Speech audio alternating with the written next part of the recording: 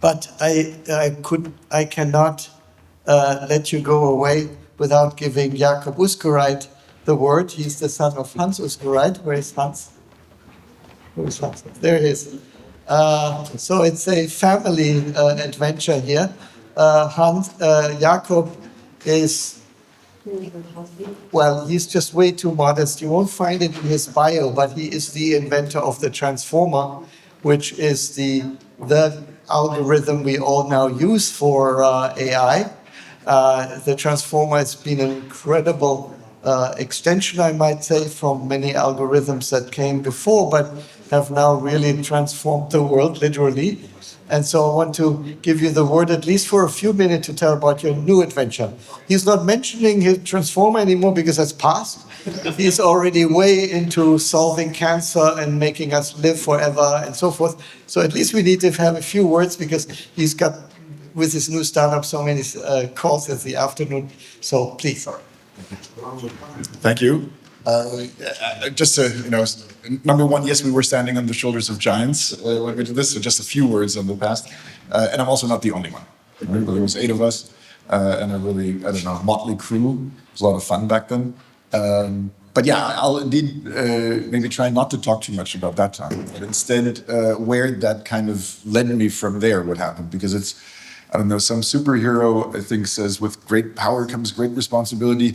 I'm not exactly sure that that's the only source of responsibility. Another one is with great opportunity comes great responsibility. And one of the really amazing things that happened after the transformer kind of started to be applied in increasingly different and just an increasing number of increasingly different modalities is that in a very short period of time during the pandemic, early during the pandemic, I realized that this type of work now is really transcending these individual disciplines that we've kind of come to accept and to maybe take as somewhat, as a given, right? So whether this is robotics versus language understanding versus, other parts of computer science, that's where it started. That's where it's now pretty obvious. But actually, I think we're really well on our way to towards witnessing a complete change in not only science, but also in what we do with science and what we consider science. And so to kind of tell, a long story somewhat short, I'll focus on 2 periods of time there. In late 2020, my first child was born. In the pandemic in Germany, that was not a lot of fun. It was really difficult to understand whether or not I could go to the hospital where she was about to be born. It was also not at all possible for anybody in the world to understand, how dangerous is COVID-19 for mothers during a certain stage of pregnancy, or to infants or unborn children, right? And so I thought it was an incredibly humbling and not very pleasant experience, some aspects of this, because I really felt powerless. But then in a completely 180-degree flip, 4-6 weeks later, AlphaFold 2 came out. And AlphaFold 2 is a really, really interesting example of this trend that I'm going to try to talk about a little bit, because it solves, in air quotes, AlphaFold 2 solved a 50-year-old long-standing problem in structural biology. And what I think was really clear, and that's why the Nobels are deserved in terms of that problem, is yes, these types of models are now ready for being applied in this problem of structural biology. I think it actually says more. It's these kinds of models and approaches are now really ready for what we actually built structural biology to do, which is develop incredible medicines. It turns out AlphaFold 2 is not going to be super useful at developing medicines directly, because it actually solves or tries to solve a problem, and largely did solve a problem, that is too far removed from really how medicines actually work as a result of our limited capability to abstract. If you can predict the structure of a protein, yes, you've maybe addressed, or you can design proteins with a certain structure or certain binding affinities, for example, for antibodies, you've addressed one problem or one challenge that all medicines, or that many medicines face, actually not all. But that's really only one amongst many. Any kind of therapeutic that goes into your body will have interacted with hundreds, if not thousands, of other molecules in yourself in complicated ways, most of which we don't understand at all by the time it does its thing, that we can now grasp a little bit. So it's, on one hand, both an incredibly exciting positive example for what we can now do, but it's also, again, a bit of a humbling experience in the sense of, yeah, we've now solved this problem, except what we thought we would do with structural biology once we've solved it is still not quite there. We still have to do a lot more work. I didn't directly work on AlphaFold 2, but AlphaFold 2 from 1 to 2, they switched to using the transformer. And yes, indeed, that switch was one of the reasons why it got so much better. And so I felt like, yes, finally the stuff that I've been working on is more useful than just sell more ads and improve search results a little bit. And of course, do amazing things like translate languages and so on and so forth. Although I'll get back to this question of what is translation, if I don't forget in a second. And then the third thing was mRNA vaccines. Stormed the stage. Even just, again, maybe 4, 5, 6 weeks later after that. And so at that stage, it became clear there's this macromolecule family that will save the world, in a sense, right? So 20, 25 million lives were saved, depending on how you estimate, maybe more, depending on how the virus would have developed without the vaccine. And we don't have any training data. We can't even do structural biology, let alone kind of a more holistic modeling of RNA-based therapeutics. We just don't have the data.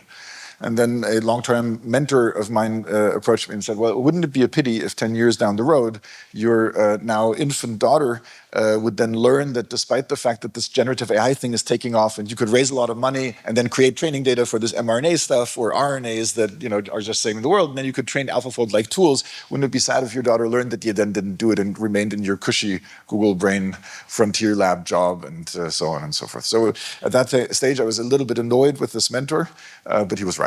And so I had to go and start this company. It's called Inceptive. And what we're trying to do is really address a bunch of different things along this frontier that I just tried to outline a little bit, which is we're trying to develop models that design medicines that are not held back by our limited conceptualization of what the problems of medicines actually are, such as the protein doesn't have the right structure or it doesn't bind quite as well as we hope.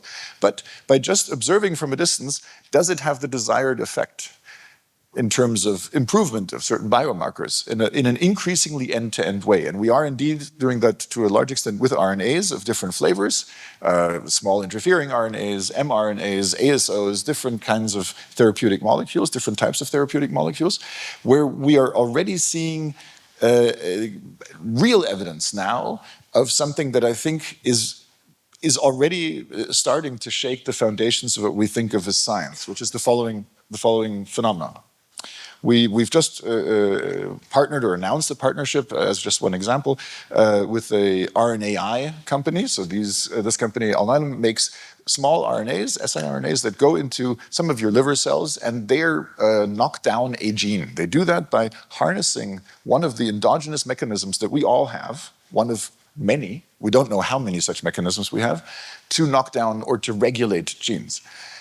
And it turns out that they've managed to develop a way for these siRNAs to be not only very safe, but also replicable across a broad range of different indications where you want to knock down a gene.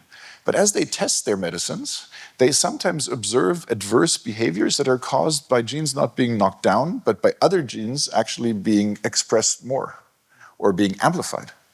And in a few of those cases, some scholar, some deep subject matter expert came around and said, oh, I know, the mechanism is as follows. Here's a pathway. I can sketch this out. And they had some explanation for it. But in most cases, these folks who'd been working for 2 decades on this Nobel Prize-winning research, productionizing this, have absolutely no clue what's going on. Nor do they have a model that could predict what's going on. And why not? Because those models were all designed with our understanding of biology in mind. And so they're by design blind to the phenomenon because we just don't know anything about it. And we take some of their data, we train basically assumption-free or assumption-poor models on that data. We combine it with foundation model-style pre-training. And not only do we now, can we now predict what knockdown a given siRNA causes, we can actually predict secondary and tertiary effects that science might take a long time to understand or grasp. And in fact, I kind of don't care all that much because what it probably means is that we can design better therapeutics before science understands it. And that is not something that science has been used to for several decades, right? So let's look at physics, for example. Physics has undergone an incredible run of deeply rich theories, right?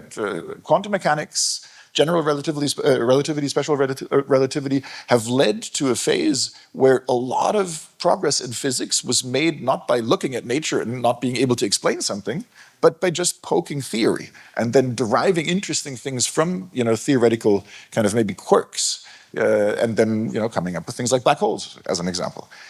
And we've kind of gotten used to this, the fact that science runs ahead of engineering. But actually, for most of the existence of certainly, us building tools, us building machines, and us, conceiving of inventions, it's actually the other way around, right? So engineering ran ahead, and science was like, oh, why does the plane fly? And this is important because it actually also has a lot to do with trust. That topic came up earlier. Everybody here, almost everybody, I would guess, doesn't mind flying in an airplane, right? They work. Okay, so probably because everybody here roughly understands how airplanes fly, right? Do you think you do? Some people know they don't. You certainly know. Do you think that what's your estimate? How many right guesses would we get for how airplanes, fixed wing, non-fixed wing? How many right guesses would we get in this audience of how does it actually work? At most, yeah. I mean, we're not going to do this in the interest of time. You have to stop me also. But I actually think, 50%, right? There's always Bernoulli. That's how it was taught in Germany for most of the time. Yeah, but Bernoulli doesn't explain how planes fly when you turn them upside down. Then there's a lot of other phenomena. Same goes for riding bicycles. I think the last paper that introduced a new component of why bicycles are easy to ride is not even 20 years old, something like that. So maybe actually 10 or so. So we use these things despite the fact that we actually don't fully understand them. Now, at the same time, there's been this narrative, we need to understand something before it is safe to use. And this will cause and is causing a crisis in science and in adjoining fields such as medicine that are much more empirical, because we need to get over this idea that we can actually start understanding this stuff. And we also have to accept the fact that we will have to look at these models more with an eye of the analytical natural sciences and think of them as like a phenomenon of physics or something akin to biology, and try to analyze them in these other ways, not make them correct or reliable by design. It's not going to work. Okay, so one component here is that, like in AlphaFold or in structural biology, we will have to give up human-conceived formalisms. And I guess that's something that, for example, in speech and machine translation, we've seen as a very consistent source of improvements, is when we've emancipated ourselves from human-conceived formalisms, we often found, they were useful for us to communicate to each other how things kind of sort of work. But when you really need to teach some very different type of machine to do something with a phenomenon like language, you quickly find out they're insufficient to do this. And so you need to throw this stuff out. You need to throw out the notion of protein structure. Actually, in fact, if you grab a biologist now and really, really pin them down and ask them, is there really this thing like structure? They will always say, no, actually the stuff moves, even if you pin it down. And anyway, about that, we know nothing. We don't have really methods to analyze it very well. So, this trend is anyway underway. But I think we also need to go further in maybe even more trivial seeming applications. So we talked a lot about translation today. I don't think translation is usually the task that we really intend to perform. Sometimes you really need the artifact that is a good translation of something, but usually the user of a translation actually wants something else. The user of the translation, they want to know how to turn on the airplane when the manual isn't in the language that they speak. So actually they don't want the translation. They need help with doing and accomplishing their goals.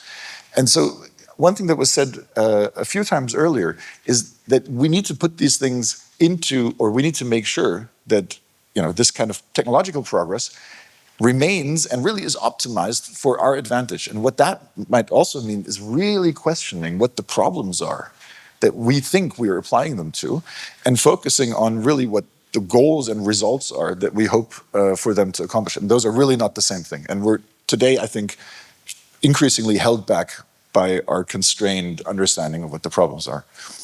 Anyway, I'm told I'm out of time. So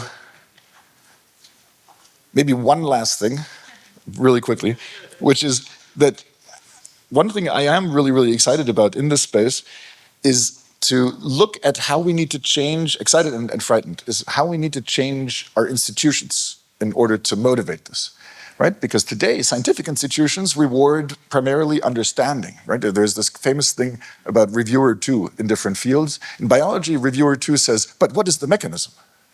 Right? You only get brownie points if you have a mechanism. And so one meta-level thing that I would like us to really think about is how can we create, an academy ultimately as a cultural device that doesn't just rely on these types of mechanisms, but instead actually promotes us finding solutions to some of the biggest problems that we're still facing as humanity. Okay, now I'm out of time. Thank you so much. Thank you.